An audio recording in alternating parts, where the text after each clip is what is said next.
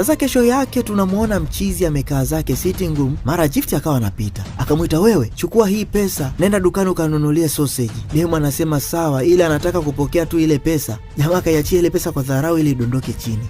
Huyu mwamba anamfanyia demu wa watu makusudi sana, na yote haya ili tu kumkera. Basi demu akaiokota ile pesa na kwenda dukani. Huyu jamaa bwana, maisha yake ni ya kituristi sana, goddammit. Si mtoto akishiwa na bi mkubwa na mikwanja kama yote, alafu mwamba yuko peke yake kwenye familia, kwa hiyo anaogelea pesa tu. Anyway, acha tuendelee. Baada ya muda demu anarudi akiwa tayari ameshanunua hiyo sausage, akamwekea mezani na kutaka kuondoka. Jamaa anasema, wewe msubiri hapo, ila anaionja tu anakuta sio aliyoiagiza. Sasa sijui ni kweli kaleta ambayo kamwagiza au anamfanyia makusudi tu. Ni nini hiki umeniletea? Si nilikwambia wewe uniletee ile okaangwa tena ambayo imekauka. Sasa umeniletea ujinga gani huu? Haya, fuata nyingine. Demu alichukia kichizi, lakini sasa atafanyaje? Ndo yupo kazini. Anyway, baada ya muda anarudi akampatia tena jamaa na kutaka kuondoka. Buchi akamuita tena, wewe unaenda wapi? Embu rudi hapa. Demu akarudi. Hii sasa umenunua yenyewe kabisa, sasa nataka ukanunulie na nyingine kama hii. Demu akasema, ise nimechoka. Sasa kama unaniagiza, si uniagize tu moja kwa moja kuliko kuniagiza nusu natoka naingia. Mi sio punda bwana.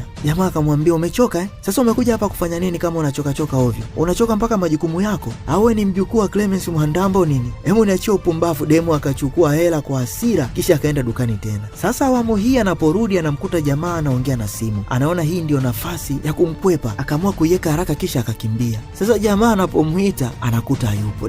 Jamaa ana makusudi sana. Anyway, sasa leo